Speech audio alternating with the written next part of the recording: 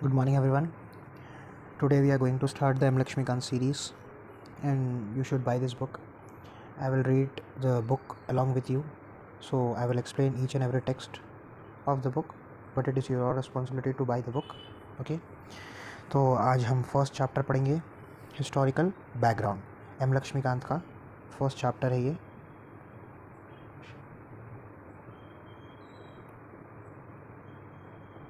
M Laxmikant का first chapter है ये, the historical background. The Britishers came to India in 1608 as traders in form of East India Company, which had an exclusive right of trading in India under the charter guaranteed by Queen Elizabeth in 1600. तो British 1608 में India में आए in the form of East India company. तो the great Britain में एक company थी east India company नाम की, वो 1608 में इंडिया में आई for the purpose of trading. उस वक्त इंडिया को रूल कर रहे थे Mughal emperor Jahangir.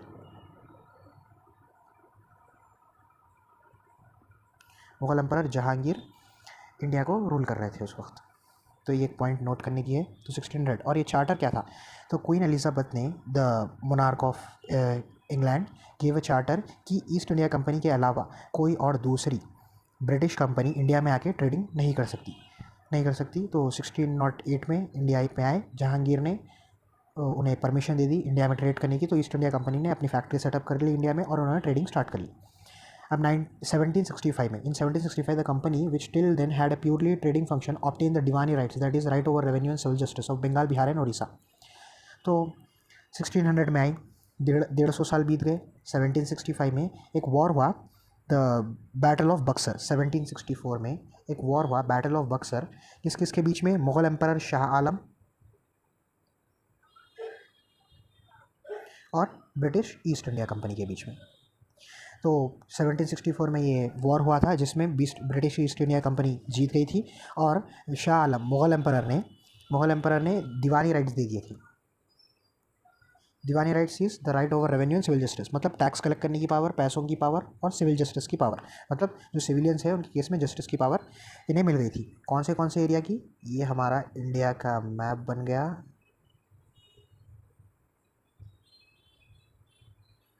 Bengal, Bihar, Orissa.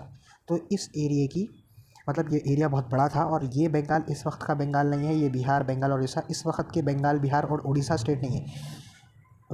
Undivided India के बंगाल, बिहार और उड़ीसा है। ये बहुत बड़े एरिया में diwani rights British East India company को मिले थे। This started its career as a territorial power, मतलब वो एक टेरिटोरियल पावर बनकर ईस्ट इंडिया कंपनी उभर रही थी और बहुत सारे टेरिटरीज को एक्वायर कर रही थी। In 1858 a wake of sipahi mutiny the British crown assume the direct responsibility for the governance of India. तो 1858 में फर्स्ट वॉर ऑफ इंडिपेंडेंस हुआ, the first war of independence also known as the revolt of 1857। तो जिसकी वजह से बहुत सारी मारकाटी लड़ाई हुई थी। इसके बाद से ईस्ट इंडिया कंपनी को इंडिया से निकाल दिया गया और डायरेक्ट ब्रिटिश क्राउन ने, मतलब द ब्रिटिश गवर्नमेंट ने डायरेक्ट रिस्पॉन्सिबिलिटी ले ली इंडिया को गवर्न करने की। The rule continue until India was granted independence on 15 अगस्त 1947। मतलब ये जो ईस्ट इंडिया कंपनी का रूल 1858 में ख़त्म हो गया था। फिर 1858 से पिक्चर में कौन आई? ब्रिटिश गवर्नमेंट, मतलब ब्रिटेन, ग्रेट ब्रिटेन। तो ये ब्रिटेन 15 अगस्त 1947 तक, जब तक हमें आज़ादी मिली थी तब तक ये रूल करेंगे। उसके बाद हमें इंडिपेंडेंस मिल जाएगा और आज हम इंडिया में रह रहे हैं। With the independence came to need for the constitution. तो हमें हमारा देश आज़ाद हो गया, इंडिपेंडेंट हो गया और हर एक इंडिपेंडेंट कंट्री को एक कॉन्स्टिट्यूशन की ज़रूरत होती है एफिशिएंटली वर्क करने के लिए। तो hence the constituent assembly was formed in 1946। तो 1946 में कॉन्स्टिट्यूएंट असेंबली फॉर्म हुई थी। ये कॉन्स्टिट्यूएंट असेंबली ने ही हमारा कॉन्स्टिट्यूशन ड्राफ्ट किया था, मतलब कॉन्स्टिट्यूशन बनाया था। तो गौर करने वाली बात यह है कि 1947 में हमें आज़ादी मिली, लेकिन 1947 से एक साल पहले ही कॉन्स्टिट्यूएंट असेंबली फॉर्म हो गई थी। मतलब हमें ऑलमोस्ट ये असर्टेन हो गया था कि हमें आज़ादी मिलने वाली है, ब्रिटिश क्राउन जाने वाला है और हमें इंडिपेंडेंस मिलने वाला है। सो 6 दिसंबर आगे पढ़ेंगे। 6 दिसंबर 1946 को कॉन्स्टिट्यूएंट असेंबली फॉर्म हुई थी for the purpose of making the और drafting the constitution. Hence, the Constituent Assembly was formed for the purpose in 1946 and on 26 January 1950 the Constitution came into being. Constituent assembly बनी थी 1946 में और हमारा constitution बनाने का, मतलब हमारा कॉन्स्टिट्यूशन रेडी कब हो गया था? 26 नवंबर 1949 को हमारा कॉन्स्टिट्यूशन पूरा कंप्लीट हो गया था, बन गया था, लेकिन वो इफेक्ट में आया 26 जनवरी 1950। तो ये डेट यहाँ दी गई है। 26 जनवरी 1950 को हमारा कॉन्स्टिट्यूशन फोर्स में आया, और रिपब्लिक डे, और 26 नवंबर 1949 को कॉन्स्टिट्यूशन बन गया था।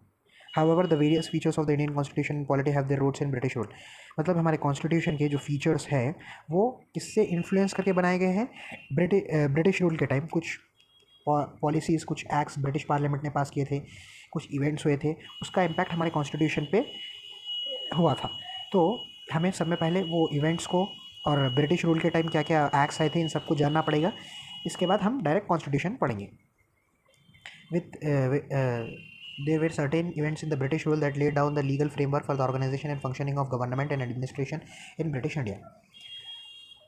तो ब्रिटिश रूल के टाइम जो इवेंट्स हुए थे उन्होंने एक लीगल फ्रेमवर्क बना दिया था, जिससे हमें ये अंदाज़ा हो गया कि हमारी गवर्नमेंट को, हमारे एडमिनिस्ट्रेशन को कैसे फंक्शन करना है। क्योंकि ब्रिटिश रूल के टाइम पे जो गवर्नमेंट और एडमिनिस्ट्रेशन वर्क कर रहा था उसका इंडियन सिटीजन्स ने, यानी कि हमारे उस वक्त के इंडिया के जो सिटीजन्स थे, अनडिवाइडेड इंडिया के, उन्होंने बहुत अपोज किया था। तो इससे हमें एक अंदाज़ा मिल गया था कि हमारे जब इंडिपेंडेंट इंडिया फंक्शन करेगा तो हमारी एडमिनिस्ट्रेटिव पॉलिसी और गवर्नमेंट पॉलिसी क्या होनी चाहिए। These events have greater influence in our constitution and polity. तो हमारा जो आज का इंडिया है और हमारा जो कॉन्स्टिट्यूशन है उस पर बहुत ज़्यादा इन्फ्लुएंस था ये हिस्टोरिकल इवेंट्स का। They explain in the chronological order under the 2 headings. तो date wise from starting to ending हम 2 मेजर हेडिंग्स में इन इवेंट्स को बांट सकते हैं। एक कंपनी रूल 1773 से 1858 में, 1858 तक। 1857 में हुए था रिवॉल्ट ऑफ 1857। उसके बाद ईस्ट इंडिया कंपनी हमारी इंडिया से चली गई थी। तो ये है कंपनी रूल, मतलब ईस्ट इंडिया कंपनी का रूल। और उसके बाद है क्राउन रूल 1858 से 1947 तक। तो इस ड्यूरेशन में क्राउन रूल यानी कि डायरेक्ट ब्रिटेन ने द ग्रेट ब्रिटेन ने हम पर रूल किया था। तो स्टार्ट करेंगे हम कंपनी रूल से 1773 through 1858। The regulating act of 1773। This act was a great constitutional importance as it was the first step taken by the British government to control and regulate the affairs of East India Company in India. तो ये जो regulating act of 1773 था, इसका constitutional बहुत ही important है, क्योंकि ये पहला स्टेप था ब्रिटिश गवर्नमेंट का, जिससे ब्रिटिश गवर्नमेंट ने ये रेगुलेटिंग एक्ट पास करके ब्रिटिश गवर्नमेंट ने ईस्ट इंडिया कंपनी को रेगुलेट किया था। मतलब उसके फंक्शंस को के ऊपर थोड़ा कंट्रोल किया था, थोड़ा रेगुलेट किया था। इसलिए ये रेगुलेटिंग एक्ट ऑफ 1773 है। The name itself explains what it is. It recognize for the first time the political and administrative functions of the company. तो पहली बार पॉलिटिकल और एडमिनिस्ट्रेटिव फंक्शंस कंपनी के पहचाने गए थे। मतलब पॉलिटिकल फंक्शंस मतलब आप गवर्नमेंट हो या फिर सरकार हो, एडमिनिस्ट्रेटिव फंक्शन यानी आप जब एडमिनिस्ट्रेशन कर रहे हो, तो दोनों फंक्शंस को पहचाना गया था। It laid down the foundation of central administration in India. मतलब पूरे इंडिया में एक सेंट्रलाइज्ड एडमिनिस्ट्रेशन होगा, एक हायरार्की फॉलो होगी।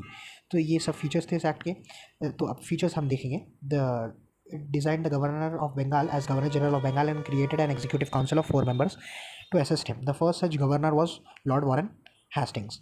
तो जो गवर्नर जनरल ऑफ बंगाल था, ईस्ट इंडिया कंपनी हमारी इंडिया को रूल कर रही थी कुछ इम्पोर्टेंट एरिया से, बंगाल, बॉम्बे, मद्रास। तो गवर्नर जनरल ऑफ बंगाल मतलब ये 3 मेन एरियाज थे जहाँ पे ईस्ट इंडिया कंपनी ने फैक्ट्री सेटअप की थी और उनका ट्रेड, मतलब ये एज अ ट्रेड सेंटर्स थे। तो जो गवर्नर था बंगाल का, मतलब governor is the head of that province. Okay, तो गवर्नर जो बंगाल का जो गवर्नर था उसको गवर्नर जनरल ऑफ बंगाल बना दिया। मतलब उसकी थोड़ी पोस्ट में थोड़ा इंप्रूवमेंट हुआ, मतलब उसे थोड़ी प्रमोशन मिला इन द सेंस। तो and created an executive council of 4 members. तो गवर्नर ऑफ बंगाल को बना दिया गवर्नर जनरल ऑफ बंगाल, और एक 4 मेंबर की एग्जीक्यूटिव काउंसिल बनाई गई जो उसे हेल्प कर सके while formulating the policies and making the decisions. तो जो first governor general of Bengal was Lord Warren Hastings. ये नोट करने वाली बात है कि जो Lord Warren Hastings. Lord Warren Hastings was the first Governor General of Bengal. It made the governors of Bombay and Madras presidency subordinate to the Governor General of Bengal. Unlike earlier, when their 3 presidencies were independent of one another. तो governor general of Bombay और governor general of Madras को subordinate कर दिया गया। मतलब centralised administration, मतलब governor general of Bengal head हो गया। मतलब बंगाल को ये एक सेंटर बनाने की कोशिश कर रहे थे। इसके नीचे होंगे governor general of Bombay, governor general of Madras. तो पहले ये 3 प्रेसिडेंसीज एक दूसरे से इंडिपेंडेंट थी, इंडिपेंडेंट फंक्शन करती थी, अपने अपने एरियाज़ में खुद डिसीजन लेती थी। लेकिन अब governor general of Bengal is superior, governor general of Bombay and Madras will report to the governor general of Bengal. It provides for the establishment of a Supreme Court at Calcutta and comprising 1 Chief Justice and 3 other judges.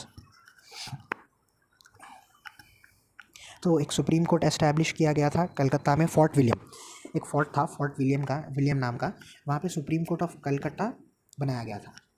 तो बंगाल में आपने पहले भी देखा है कि बंगाल के governor को गवर्नर जनरल ऑफ बंगाल का पोजीशन दे दी गई थी। मतलब British East India Company Bengal को एक एडमिनिस्ट्रेटिव सेंटर बनाने की कोशिश कर रही थी।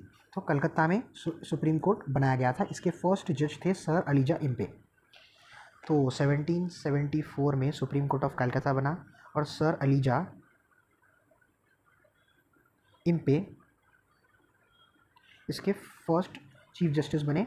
और 3 प्यूसिन जजेस इज नथिंग बट द जजेस हु आर अंडर और lower in the position to chief justice.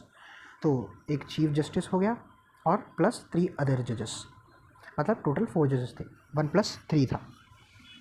1 chief justice and 3 प्यूसिन जजेस। First chief justice was sir ELISA Aamby. 1774 में सुप्रीम कोर्ट बना था। It prohibited the servants of company from engaging in private trade और accepting presents और bribes from the natives. तो जो company east India company में जो सर्वेंट्स काम कर रहे थे उन लोगों को कोई प्राइवेट ट्रेड करने से या फिर कोई करप्शन लेने से या फिर कोई ब्राइब लेने से, प्रेजेंट लेने से, वहाँ कोई भी लोकल रूरल ज़मींदार किससे भी लेने से प्रोहिबिट कर दिया था। मतलब करप्शन को रोकने की कोशिश की गई थी ईस्ट इंडिया कंपनी के सर्वेंट्स, अमॉन्ग द सर्वेंट्स, उन लोगों के सर्वेंट्स के बीच में। It strengthened the control of British government over the company by requiring court of directors, governing body of the company, to regulate the revenue, civil and military affairs in India. तो जो control था British government का, control company के ऊपर बढ़ाने के लिए, मतलब ब्रिटिश गवर्नमेंट का कंट्रोल ईस्ट इंडिया कंपनी के ऊपर बढ़ाने के लिए एक कोर्ट ऑफ डायरेक्टर्स को बनाया गया था। तो कोर्ट ऑफ डायरेक्टर ऐसी गवर्निंग बॉडी होगी जो किसको गवर्न करेगी? ईस्ट इंडिया कंपनी को। ईस्ट इंडिया कंपनी को कोर्ट ऑफ डायरेक्टर्स गवर्न करेगी और ईस्ट इंडिया कंपनी के सारे अफेयर्स, मिलिट्री से रिलेटेड, रेवेन्यू से रिलेटेड, सिविल से रिलेटेड, इसका एक रिपोर्ट बनाएगी और किसको सबमिट करेगी? ब्रिटिश गवर्नमेंट को। तो इस फर्स्ट एक्ट के इंपॉर्टेंट फीचर्स क्या हो गए? 3 इंपॉर्टेंट फीचर्स थे 1773 के। 3 मेन फीचर्स जो इंपॉर्टेंट है, नोटिस करने वाले हैं कि गवर्नर जनरल ऑफ बंगाल बनाया गया था, सुप्रीम कोर्ट ऑफ कलकत्ता बनाया गया था और कोर्ट ऑफ डायरेक्टर्स बनाए गए थे। अब आते हैं अमेंडिंग एक्ट ऑफ 1781 में। तो इस एक्ट के थ्रू जो सुप्रीम कोर्ट ऑफ कलकत्ता बनाया गया था 1774 में, उसकी पावर्स को कम करने की कोशिश की गई थी। अब 1774 में सुप्रीम कोर्ट ऑफ कलकत्ता बना, उसकी पावर को कम करने के लिए ये अमेंडिंग एक्ट ऑफ 1781 लाया गया था। तो रेगुलेटिंग एक्ट ऑफ 1773 में कुछ कमियां थी, उन कमियों को पूरा करने के लिए, रेटिफाई करने के लिए, उन डिफेक्ट्स को कवर करने के लिए अमेंडिंग एक्ट ऑफ 1781 लाया गया था। अमेंडिंग एक्ट ऑफ 1781 को एक्ट ऑफ सेटलमेंट भी कहा जाता है। तो amending act of 1781 is also known as the act of settlement. और ये रेगुलेटिंग एक्ट ऑफ 1773 के कुछ डिफेक्ट्स को अमेंड करने के लिए, मतलब चेंज करने के लिए अमेंडिंग एक्ट ऑफ 1781 लाया गया था। Features of the act will it exempted the governor general and the council from the jurisdiction of Supreme Court for the acts carried out by them in their official capacity. Similar, it also exempted the servants of the company from the jurisdiction of Supreme Court for their official actions. तो जो supreme court का jurisdiction था, इस jurisdiction के बाहर कर दिया governor general और उसकी काउंसिल को और कंपनी के सर्वेंट्स को। मतलब अगर गवर्नर जनरल ऑफ बंगाल और उसकी 4 मेंबर की जो एग्जीक्यूटिव काउंसिल थी, अगर उनकी ऑफिशियल कैपेसिटी में कोई काम कर रही है, मतलब उनके प्रोफेशन से रिलेटेड, उनके काम से रिलेटेड अगर कुछ कर रही है, तो सुप्रीम कोर्ट उसमें इंटरफेयर नहीं करेगा। और सिमिलरली जब कंपनी के, ईस्ट इंडिया कंपनी के जो लोग काम कर रहे हैं, जो कंपनी के सर्वेंट्स हैं, अगर वो कुछ काम कर रहे हैं अपनी ऑफिशियल कैपेसिटी में, मतलब अपने प्रोफेशन से रिलेटेड, अपने प्रोफेशनल वर्क से रिलेटेड अगर वो कुछ काम कर रहे हैं, तो सुप्रीम कोर्ट ऑफ कलकत्ता इसमें इंटरफेयर नहीं करेगा। तो सुप्रीम कोर्ट ऑफ कलकत्ता का ज्यूरिसडिक्शन थोड़ा कम कर दिया गया था। मतलब यहाँ पे सुप्रीम कोर्ट, मतलब जुडिशरी की पावर, जब 1774 में जो सुप्रीम कोर्ट ऑफ कलकत्ता बनाया गया था, तो जुडिशरी, मतलब ये पूरी पावर जुडिशरी के पास कॉन्सेंट्रेट हो रही थी। सुप्रीम कोर्ट ऑफ कलकत्ता बहुत पावरफुल हो रहा था, तो उसकी पावर को थोड़ा लिमिट करने के लिए एक्ट लाया गया था। It excluded the revenue matters and the matters arising in the collection of revenue from the jurisdiction of supreme court. तो यहाँ पे रेवेन्यू से रिलेटेड मैटर्स पे भी अपना जुरिस्डिक्शन निकाल दिया गया था सुप्रीम कोर्ट का। मतलब सुप्रीम कोर्ट पैसों से रिलेटेड मैटर पर भी अपना कोई भी इन्वॉल्वमेंट नहीं करेगा। It provided that the Supreme Court was to have the jurisdiction over the inhabitants of Calcutta. It also required the court to administer the personal law and the defect, that is, Hindus were to be tired according to the Hindu law and the Muslim were to be tired according to the Muhammadan law. जो supreme court का jurisdiction था वो वहाँ के local natives पे लग गया। मतलब जो कलकत्ता में जो लोग रह रहे थे, सुप्रीम कोर्ट ऑफ कलकत्ता उनको जस्टिस दिलाएगा। मतलब अगर कोई हिंदू उनके पास जस्टिस के लिए आया है तो वो फैसला सुनाएंगे हिंदू लॉ को पढ़कर, और अगर कोई मुस्लिम आया है तो मोहम्मदन लॉ को पढ़कर सुप्रीम कोर्ट ऑफ कलकत्ता अपना डिसीजन देगा। It lay down the appeal from the provincial courts could be taken to the governor general in council and not to the supreme court. अब देखिए आज के कंटेक्स्ट में supreme court, high court, district courts या फिर session courts. District courts और session court के against appeal जाती है हाई कोर्ट के पास, हाई कोर्ट के अगेंस्ट अपील जाती है सुप्रीम कोर्ट के पास। तो ऐसा ही कुछ पहले सिस्टम फॉलो होता था।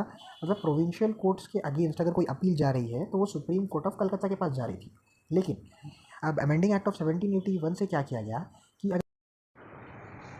तो पहले तो अपील प्रोविंशियल कोर्ट्स के अगेंस्ट अपील सुप्रीम कोर्ट के पास जा रही थी, सुप्रीम कोर्ट ऑफ कलकत्ता के पास जा रही थी। लेकिन अमेंडिंग एक्ट ऑफ 1781 ने ये कहा कि अगर प्रोविंशियल कोर्ट्स के अगेंस्ट कोई अपील जानी है तो सुप्रीम कोर्ट के पास नहीं जाएगी, वो जाएगी गवर्नर जनरल इन काउंसिल के पास। मतलब गवर्नर जनरल ऑफ बंगाल और उसकी 4 मेंबर की एग्जीक्यूटिव काउंसिल के पास जाएगी, सुप्रीम कोर्ट ऑफ कलकत्ता के पास नहीं जाएगी। तो ये भी एक पावर छीन गई थी सुप्रीम कोर्ट ऑफ कलकत्ता की।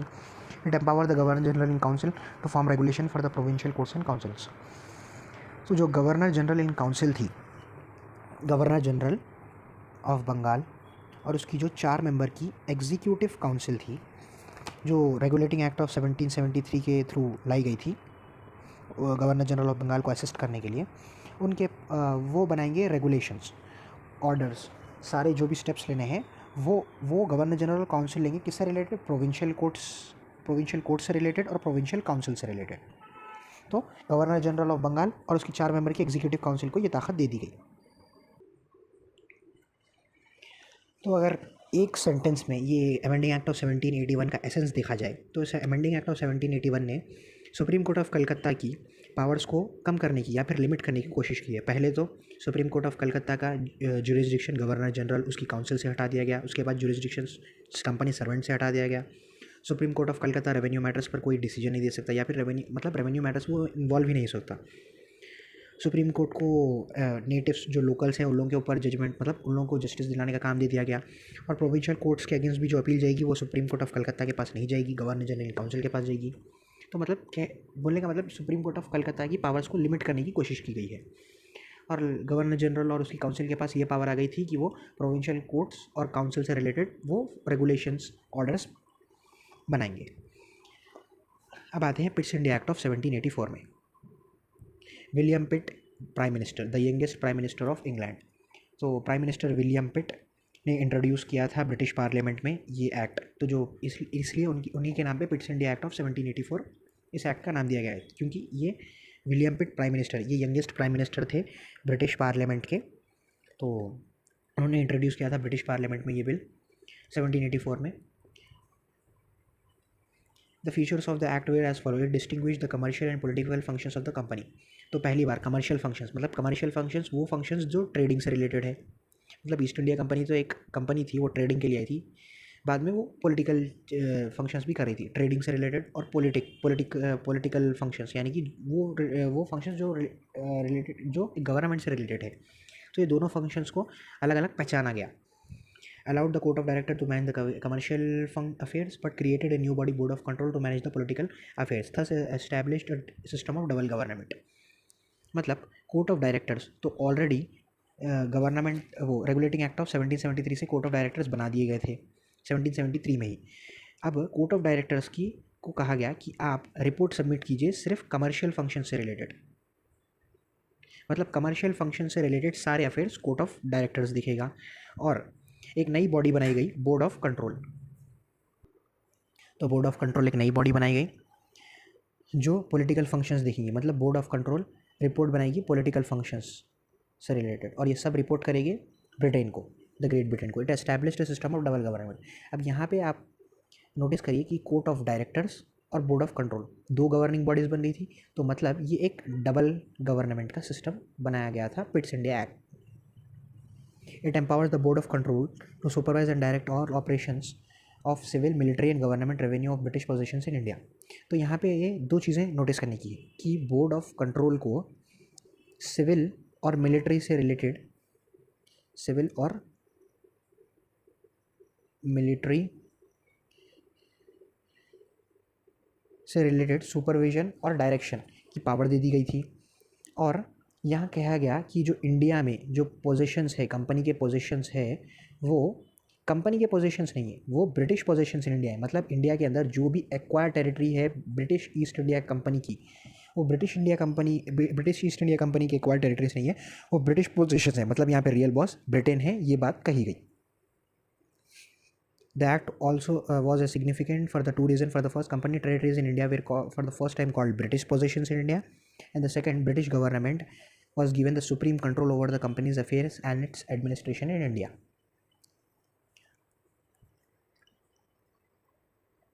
तो जो ब्रिटिश गवर्नमेंट थी, इस एक्ट के थ्रू उसने और अपना कंट्रोल बनाया कंपनी के अफेयर्स के ऊपर। मतलब यहाँ पे क्या विलियम पिट प्राइम मिनिस्टर ने दो चीज़ें कही कि ये जो area British East India company ने एक्वायर किया है इंडिया के अंदर, वो area British East India company का नहीं है, वो ब्रिटिश पोजीशन है, मतलब वो ग्रेट ब्रिटेन का है। तो यहाँ पे रियल बॉस ब्रिटिश गवर्नमेंट है।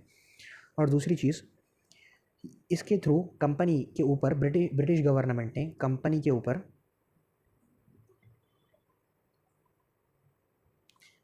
अपने कंपनी के ऊपर कंट्रोल बनाया था। मतलब ईस्ट इंडिया कंपनी के ऊपर full control British East India company कर रही थी, वो ब्रिटिश ईस्ट इंडिया के ऊपर ब्रिटिश गवर्नमेंट कर रही थी। Act of 1786। In 1786, Cornwallis appointed as the Governor General of Bengal. He placed two demands to accept the post. He should be given the power to override the decisions of the council in special cases. He would be the commander-in-chief. Accordingly, the Act of 1784 was enacted to make the both provision. तो ये जो act था 1784 में, ये इसलिए लाया गया था क्योंकि governor general of Bengal, first governor general of Bengal बने थे लॉर्ड वॉरेन हेस्टिंग्स। अब इनके बाद मतलब इनके बहुत बाद जो और एक गवर्नर जनरल ऑफ बंगाल बनेंगे वो है लॉर्ड कॉर्नवालिस। अब लॉर्ड कॉर्नवालिस ने गवर्नर जनरल ऑफ बंगाल की पोस्ट लेने से पहले दो कंडीशंस रखी थी। पहली कंडीशंस ये थी कि कुछ स्पेशल केसेस में जो ये हो गया गवर्नर जनरल ऑफ बंगाल, फिर उसके बाद उसके पास उसकी 4 मेंबर एग्जीक्यूटिव काउंसिल थी जो उसको कुछ डिसीजंस में सजेस्ट करती थी, मतलब उसकी एक असिस्टिंग काउंसिल थी। तो अगर कुछ केसेस में गवर्नर जनरल ऑफ बंगाल का ओपिनियन क्लैश खाता है इनके एग्जीक्यूटिव काउंसिल से, तो गवर्नर जनरल ऑफ बंगाल के पास ये पावर होनी चाहिए कि भले ही इन दोनों का डिसीजन मैच नहीं कर रहा हो, लेकिन इनके डिसीजन को ओवरराइड करके गवर्नर जनरल ऑफ बंगाल कुछ डिसीजंस ले सकता है इन स्पेशल केसेस। तो इनके एग्जीक्यूटिव काउंसिल के डिसीजन को ओवरराइड करने की ताकत मिल गई थी गवर्नर जनरल ऑफ बंगाल को। He would be the commander in chief, और ये भी कहा गया कि Lord Cornwallis governor general of Bengal भी होंगे और वही कमांडर इन चीफ होंगे। तो 1786 से ये चीज़ें किए गए थे। Charter act of 1793। अब यहाँ से एक कंटिन्यू 4 चार्टर एक्ट्स पास किए गए थे। Charter act of 1793, charter act of 1813, charter act of 1833, charter act of 1853। तो हर एक चार्टर एक्ट में 20 साल का गैप है। ये एक समझने के पर्सपेक्टिव से आप समझ सकते हैं। अब charter act of 1793, Charter Act of 1793. It extended the overriding power given to Lord Cornwallis over his council to all the future governor generals and governors of presidencies. मतलब जो पावर एग्जीक्यूटिव काउंसिल के decision को override करने की power जो governor general of Bengal मतलब कि Lord Cornwallis अकेले के पास थी, तो वो फ्यूचर में आने वाले सारे गवर्नर जनरल ऑफ बंगाल को दी गई। मतलब लॉर्ड कॉर्नवालिस के पास सारे गवर्नर जनरल ऑफ बंगाल के पास ओवरराइडिंग की पावर थी। और गवर्नर ऑफ प्रेसिडेंसीज मतलब गवर्नर ऑफ बॉम्बे और गवर्नर ऑफ मद्रास के पास भी ये ओवरराइडिंग की पावर थी।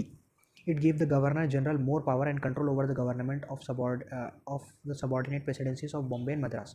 मतलब गवर्नर जनरल के पास और ताकत आ गई, जिससे उसका कंट्रोल जो प्रेसिडेंसीज ऑफ बॉम्बे और प्रेसिडेंसीज ऑफ मद्रास की गवर्नमेंट के ऊपर गवर्नर जनरल ऑफ बंगाल का और जोर चलने लगा। मतलब गवर्नर जनरल ऑफ बंगाल का कंट्रोल इन प्रेसिडेंसीज पर और बढ़ गया। It extended the monopoly of the company in India for a period of another 20 years. मतलब क्वीन एलिजाबेथ ने 1600 में एक चार्टर दिया था और ये कहा था कि आपके पास ट्रेड मोनोपोली है, मतलब ईस्ट इंडिया कंपनी के अलावा कोई भी दूसरी ब्रिटिश कंपनी इंडिया में आके ट्रेड नहीं कर सकती। तो ये मोनोपोली थी उनके पास, ब्रिटिश ईस्ट इंडिया कंपनी के पास वो मोनोपोली थी। और ये मोनोपोली 1600 से लेके कब तक चली? 1600 से लेके ये चल रही है 1793 तक, मतलब ऑलमोस्ट 193 ईयर्स। और इसके बाद भी 193 ईयर्स के बाद भी 20 साल के लिए इस कंपनी की मोनोपोली को एक्सटेंड किया गया, मतलब और 20 साल तक सिर्फ ईस्ट इंडिया कंपनी के पास ये परमिशन है कि वो इंडिया में ट्रेड कर सकती है, कोई भी दूसरी ब्रिटिश कंपनी आकर ट्रेड नहीं कर सकती। It provided the commander in chief would not be a member of governor general council unless he was to appointment. तो गवर्नर जनरल था, उसकी 4 मेंबर की एग्जीक्यूटिव काउंसिल थी। ये जो 4 मेंबर की एग्जीक्यूटिव काउंसिल थी, इसमें से कमांडर इन चीफ कोई भी नहीं हो सकता अनलेस और अनटिल इसे कोई ऑर्डर देकर अपॉइंट किया जाए। मतलब जब तक ऊपर से ऑर्डर नहीं आएंगे तो गवर्नर, ये 4 मेंबर की एग्जीक्यूटिव काउंसिल में से कोई भी कमांडर इन चीफ नहीं बन सकता। मतलब commander in chief executive council से अलग होगा, commander in chief executive council का मेंबर नहीं होगा। It lay down that the member of the board of control and the staff were henceforth to be paid by the Indian revenue. मतलब जो board of control जो बनाया गया था Pitt's India act of 1784 से, जो बोर्ड ऑफ कंट्रोल बनाया गया था, उसकी सैलरी और पूरा उसका एक्सपेंसेस किससे दिया जाएगा? जो इंडिया के अंदर, इंडिया से रेवेन्यू आएगा, मतलब इंडिया से जो कमाई होगी उस कमाई से इन बोर्ड ऑफ कंट्रोल की सैलरी दी जाएगी।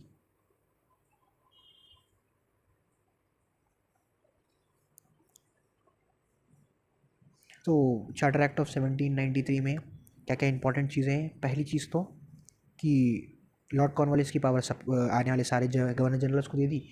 दूसरी चीज़ की गवर्नर जनरल की कंट्रोल प्रेसिडेंसीज के ऊपर और बढ़ गया, इनकी मोनोपोली 20 साल के लिए और बढ़ा दी गई। Commander in chief executive council का मेंबर नहीं बन सकता और जो बोर्ड ऑफ कंट्रोल की जो सैलरी है वो इंडियन रेवेन्यू से पे की जाएगी। चार्टर एक्ट ऑफ 1830 अब 20 साल के बाद आया, 1793 के 20 साल के बाद आया charter act of 1830। It abolished the trade monopoly of the company in India, that is, the Indian trade was thrown open to all the British merchants. However, it continued the monopoly of the company over trade in tea and trade with China. तो जो trade monopoly मिली थी 1600 में, वो अब ख़त्म कर दी गई 1813 में। मतलब 1700 1800, मतलब 213 साल के बाद ये trade monopoly east India company की ख़त्म कर दी गई। मतलब अब सिर्फ ईस्ट इंडिया कंपनी के पास मोनोपोली नहीं है, ब्रिटेन के दूसरे ट्रेडर्स भी आकर इंडिया में ट्रेड कर सकते हैं। और इसके पीछे रीज़न क्या था कि जो 213 साल से चलती आई हुई ट्रेड मोनोपोली अब सडन बंद क्यों कर दी गई? क्योंकि 1806 से लेकर 1814 तक चल रहा था यूरोप में कॉन्टिनेंटल सिस्टम। कॉन्टिनेंटल सिस्टम मतलब यूके और फ्रांस के बीच में चल रही थी लड़ाई।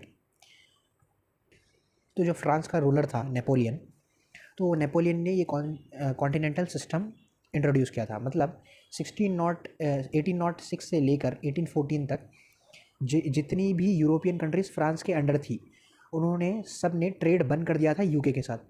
तो यूके के जो मर्चेंट्स थे वो यूरोप में तो ट्रेड कर ही नहीं पा रहे थे because of this continental system. मतलब देखा गया तो फ्रांस की सारी कंट्रीज़ ने यूके के ट्रेड को बॉयकॉट कर दिया था, मतलब यूके के स्टार्ट ट्रेड को बॉयकॉट कर दिया था। तो सारे मर्चेंट्स ने, जो ब्रिटेन के मर्चेंट्स ने रिक्वेस्ट की थी कि यूरोप में तो हम ट्रेड कर नहीं पा रहे हैं, तो हमें इंडिया में ट्रेड के लिए परमिशन चाहिए। तो चार्टर एक्ट ऑफ 1813 से ये ट्रेड मोनोपोली ख़त्म कर दी गई। लेकिन ईस्ट इंडिया कंपनी के पास अभी भी 2 तरीके की मोनोपोली थी, मतलब टी से रिलेटेड, मतलब चाय से रिलेटेड, चाय पत्ती से रिलेटेड ट्रेड, और चाइना से रिलेटेड ट्रेड। अभी भी इसकी मोनोपोली ईस्ट इंडिया कंपनी के पास थी। It asserted the sovereignty of British Crown over the company's territories in India. मतलब फिर से ये बात बताई गई कि ब्रिटिश क्राउन सबसे सुपीरियर है, कंपनी से भी सुपीरियर है, और जो कंपनी की टेरिटरीज है उस पर पूरा हक है ब्रिटिश क्राउन का। It allowed the Christian missionaries to come to India for the purpose of enlightening the people. तो जो क्रिश्चियन मिशनरीज थे यूके के, उनको ये परमिशन मिली कि आप इंडिया जाइए और क्रिश्चियन रिलीजन को इंडिया में स्प्रेड करिए, क्रिश्चियन रिलीजन की इम्पॉर्टेंट शिक्षाएं ये सब वहाँ पे फैलाइए और रिलीजन को स्प्रेड कीजिए। तो इसकी परमिशन क्रिश्चियन मिशनरीज़ को मिल गई थी। It provided for the spread of western education among the inhabitants of the British territories in India. जो ब्रिटिश टेरिटरीज थी इंडिया में, वो वहाँ के बच्चों को वेस्टर्न एजुकेशन मतलब इंग्लिश एजुकेशन पढ़ाई जा रही थी। इसकी भी परमिशन मिल गई थी. It authorise the local government in India to impose taxes on the person. They could also be punish the person for not paying taxes. तो जो लोकल गवर्नमेंट मतलब लोकल लेवल पर जो गवर्नमेंट फंक्शन कर रही थी उनको टैक्स लगाने की ताकत दे दी गई और ये भी परमिशन दी गई कि अगर लोग टैक्स पे नहीं कर रहे हैं तो आप उनको पनिश करिए. अब 1813 से इंपॉर्टेंट चीज़ें क्या हुई, इनकी ट्रेड मोनोपोली अबॉलिश हो गई थी. उसके बाद जो ब्रिटेन कंपनी की टेरिटरीज़ थी वो ब्रिटिश टेरिटरीज़ कहा गया उनको. मतलब मेन यहाँ पे सबसे बड़ा हेड है ब्रिटिश क्राउन. उसके बाद कंपनी, मतलब कंपनी ब्रिटेन के अंडर ही काम कर रही है, ये बात को असरटेन किया गया. और क्रिश्चियन मिशनरीज़ को इंडिया पर आकर क्रिश्चियन रिलीजन को फैलाने की परमिशन मिल गई, मतलब क्रिश्चियन रिलीजन को स्प्रेड करने की परमिशन मिल गई.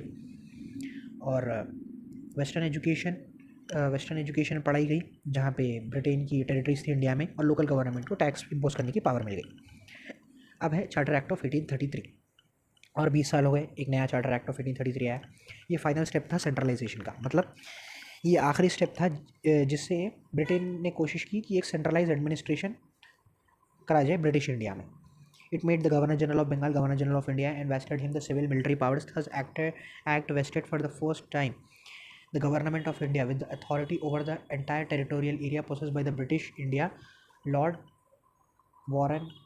William Bentinck was the first Governor General of India.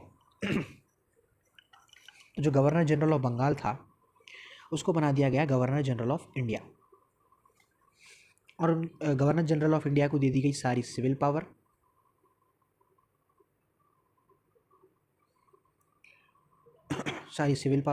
सारी मिलिट्री पावर, और आगे सेकंड पॉइंट में भी दिया गया है कि लेजिस्लेटिव पावर्स. मतलब पूरी एंटायर ब्रिटिश टेरिटरी की पावर दे दी गई थी गवर्नर जनरल ऑफ इंडिया के हाथ में.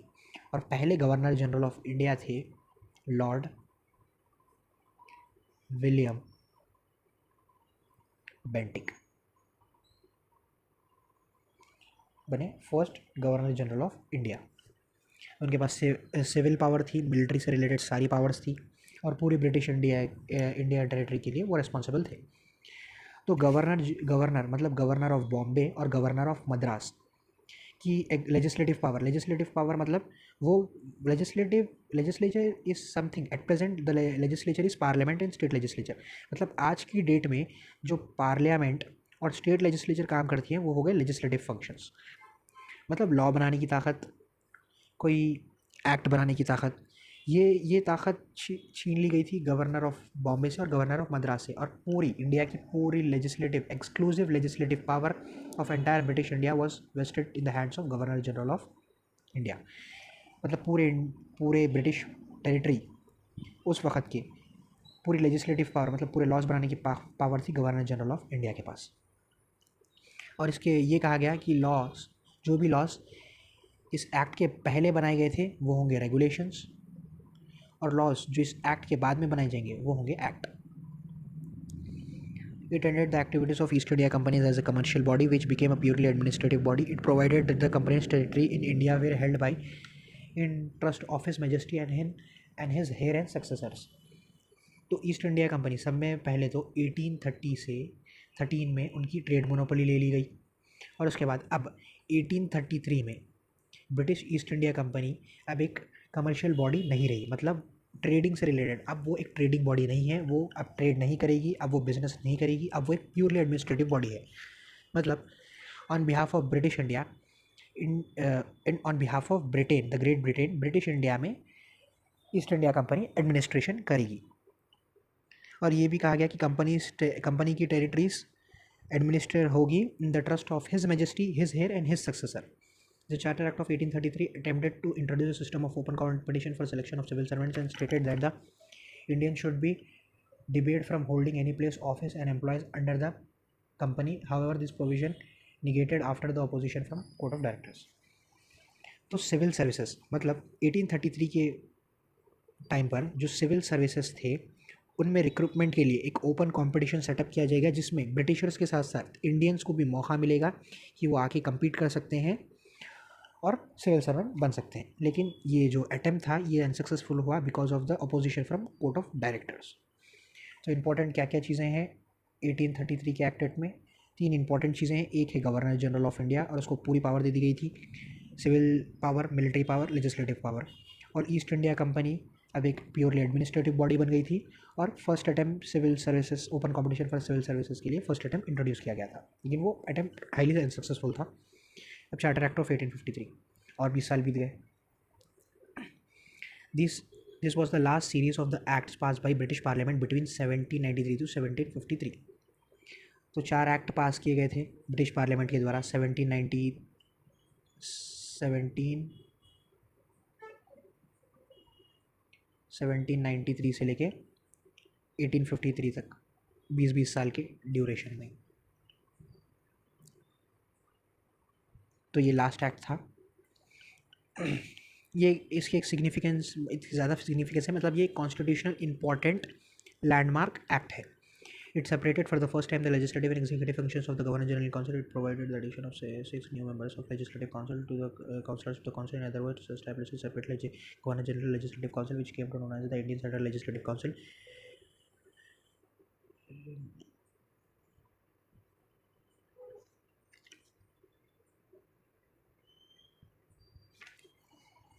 तो पहली बार लेजिस्लेटिव फंक्शन मतलब लॉज बनाने वाले फंक्शंस और एग्जीक्यूटिव फंक्शंस, लॉज इंप्लीमेंट करने वाले फंक्शंस, ये एक नॉर्मल डिफरेंस है लेजिस्लेटिव और एग्जीक्यूटिव फंक्शंस के बीच में। मतलब लेजिस्लेचर मतलब लॉज बनाना, एग्जीक्यूटिव लॉज को इंप्लीमेंट करना। तो ये दोनों फंक्शंस पहली बार अलग अलग पहचाने गए थे और ये कहा गया कि 6 नए मेंबर्स मतलब 6 new legislative councillors would be appointed and they will form an Indian central legislative council in the sense कि एक लेजिस्लेटिव विंग होगी जो एक मिनी पार्लियामेंट की तरह फंक्शन करेगी। जैसा ब्रिटिश पार्लियामेंट ब्रिटेन में करता है, वैसा Indian central legislative council laws बनाने की कोशिश करेगी इंडिया में।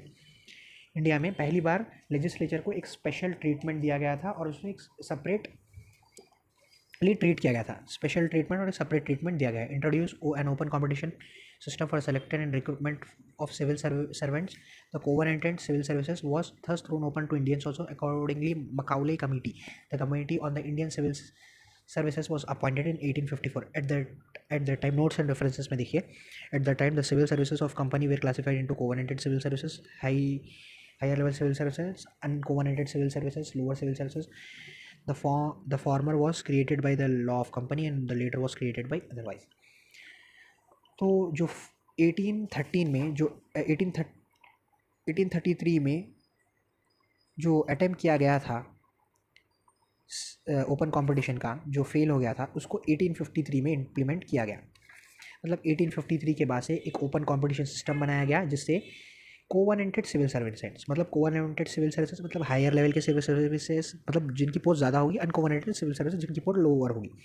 मतलब कोवनेंटेड जो हायर पोस्ट की सिविल सर्विसेज है वहाँ पे इंडियंस भी कम्पीट कर सकते हैं और कोवनेंटेड सिविल सर्विसेज की पोजीशंस पर आ सकते हैं। और इसके लिए मकाउले committee which is also known as a Committee on Indian Civil Services was appointed in 1854 for this purpose. It extended the company role and allowed it to retain the positions of Indian territories on the trust for the British Crown, but it did not specify a particular period. Unlike the previous charter, this was clear indication that the company's role could be terminated at any time the parliament like. तो east India company को permission दी कि आप ही rule करिए Britain, the great Britain के behalf पे, हमारे orders पर। मतलब ग्रेट ब्रिटेन ऑर्डर्स दे रहा था, ईस्ट इंडिया कंपनी इंडिया में रूल कर रही थी।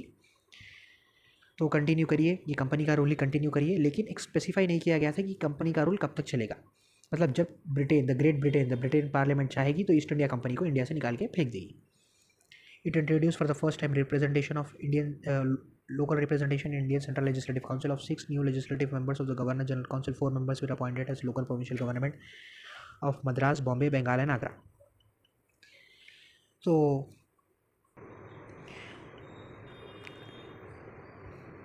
जो इंडियन सेंट्रल लेजिस्लेटिव काउंसिल थी, इंडियन सेंट्रल लेजिस्लेटिव काउंसिल के 6 लेजिस्लेटिव काउंसिलर्स थे, उसमें से 4 को इंडियन लोकल रिप्रेजेंटेशन, मतलब उसमें से 4 हो गए इंडियन लोकल रिप्रेजेंटेशन पहली बार दी गई थी इंडियन सेंट्रल लेजिस्लेटिव काउंसिल में। और वो 4 मेंबर्स आए थे आगरा से, बंगाल से, मद्रास से और बॉम्बे से। मद्रास, बॉम्बे, बंगाल एंड आगरा, यहाँ से लोकल रिप्रेजेंटेशन मिली थी। मतलब इंडियन सेंट्रल लेजिस्लेटिव काउंसिल्स में अब इंडियन को भी लोकल रिप्रेजेंटेशन दी गई थी। Thank you.